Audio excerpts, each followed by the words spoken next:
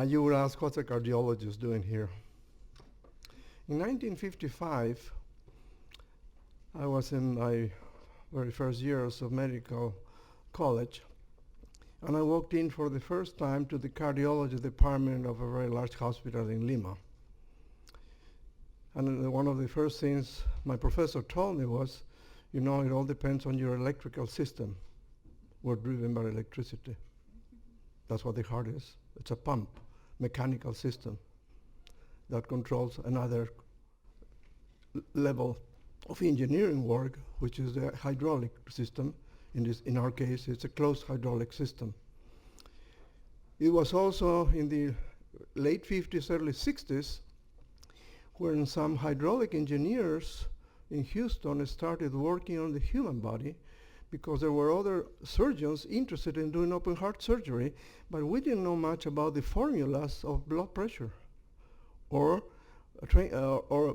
gradients of pressure, or what happens when you have an obstruction in an artery, what happens, how much does the pressure flow,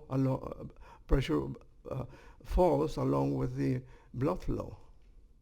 So when we talk about, when Aguil invited me to talk about our experience in Yantalo, the neuroscience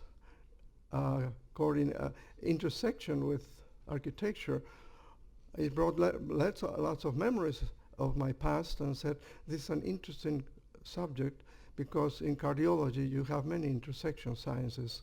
That's where makes our heart pump.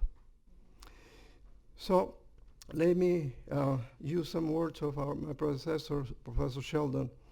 If you use your imagination for a minute, think of building a hospital in the middle of the jungle. That's where we are. Nothing to correlate. No other buildings to say this looks like the other building. But the most interesting thing was, in training the people, we discovered their abilities. When the building was completed, one of the ladies in the building, she is the head of maintenance, told me something that we'll never forget. It was good 6-8 years ago. We were beginning the painting and in the finishing by sections. I said, Dr. Vasquez, keep in mind that the people, 30% of the people in the jungle do not know how to write or read. Therefore, why don't we paint each section of the building with colors, so when they're looking for the outpatient department, we tell them, go to the green section. When they're looking for a friend in the hospitalization, go to the blue section, etc. And the art that was created by this lady with no schooling whatsoever is unique. And you will see in the video the variations of the colors and techniques that she used, and I respect her very much. And we're sending her to school. She's finished already some studies on computer science, and she's beginning to take English classes 5 times a week. It's an amazing lady. My interest in many fields in life has been brought or reinforced by global medicine. NIH has named us the Global Health Center in Peru, Global Hub, they call it. And when I look at the audience with a variety of backgrounds, you do belong to the global architectural area, or global neurosciences area, or the combination of both. It's all global now, and it's amazing. I want to share with you one anecdote which brought to mind when Professor Sheldon said about the eye contact, the eye response. A gentleman from the village walks to me, this was 3 or 4 years ago, and says, Dr. Vasquez, I want to share something with you. There is a man whom I don't know who has knocked on the door, and he wants to buy a very large piece of land from my property, which by coincidence was next to the clinic. I told him, wonderful, I think, take the opportunity. He wants to give me $10,000. Now, $10,000 in a small village community in the jungle is probably the equivalent of $1 million. So I said, that's a great opportunity. No, I don't know. I don't feel comfortable with this person. I asked him why. He does not look in my eyes. That was the only reason. He turned around and then he walks back to me and says, I want to offer it to you. We were doing construction, and when also all of us having been involved in construction, you know how much the dollar goes and goes and goes, and you need more. So I said, at this moment I could not give you the $10,000 because we're concentrated in the construction. His next phrase will never be forgotten. I'm donating it to you. So you combine the internal sense of participating in a project that he visions. I'm sure he's using his imagination because we have changed the scope of this village.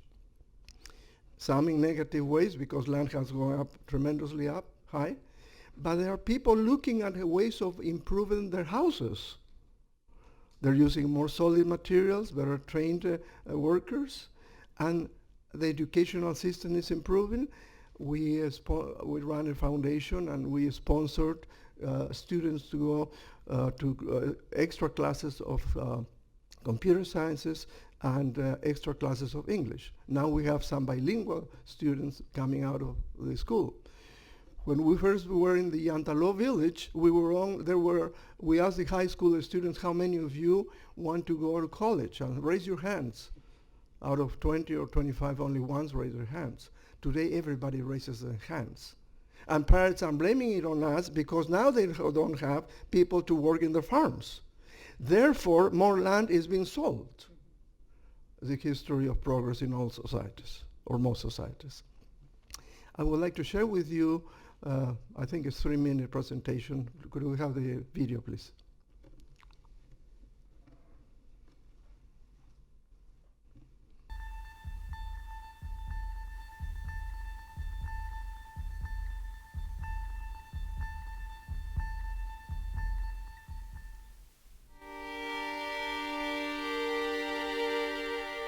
Ten years ago, we started the Yantalo Foundation.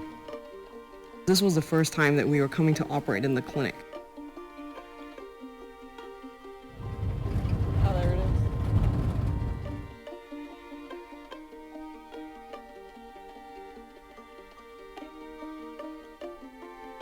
It's gorgeous. The part that really brings it to life is there's children running all over the place.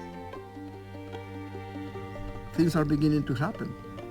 We have patients from Cusco, from Lima. We're going to be seeing about 40 patients today. That is the plan. So I have been coming to Yantalo now. This is my 7th year. I really enjoy the people of Peru. I've developed friendships with some of their younger medical students, now doctors.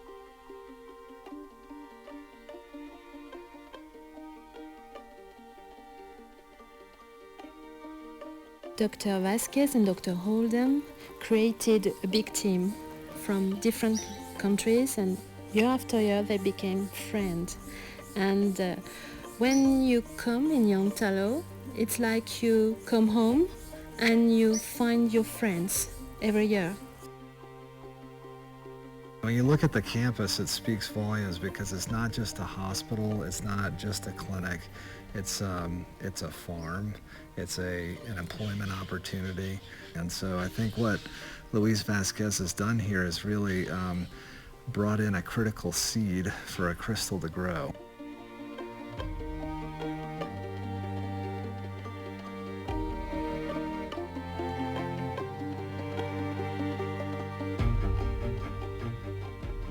Yantalo está creciendo muy rápido.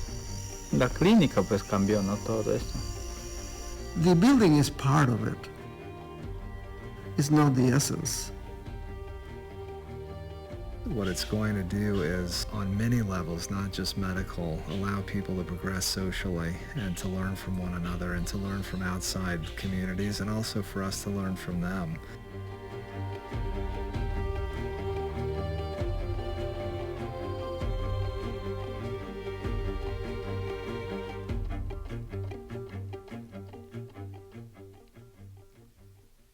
So that's what the clinic is now. The Congress took place. It was the first International Pediatric Congress. And we are devoting our efforts to children because if we don't take care of their lives, they won't make it after 5 years. So we're doing very complicated surgeries in the area of Yantalo. In Peru, and I'm Peruvian, and I'm ashamed to admit, we have only one hospital for children in the whole country. Politicians, if they have the same composition as yours, they haven't thought about the future. I want to express my thanks to Professor Gill for inviting me. Somebody asked me, what do you want to say to the future generations as time goes by? I want to say it has been a pleasure to be part of the future. Thank you.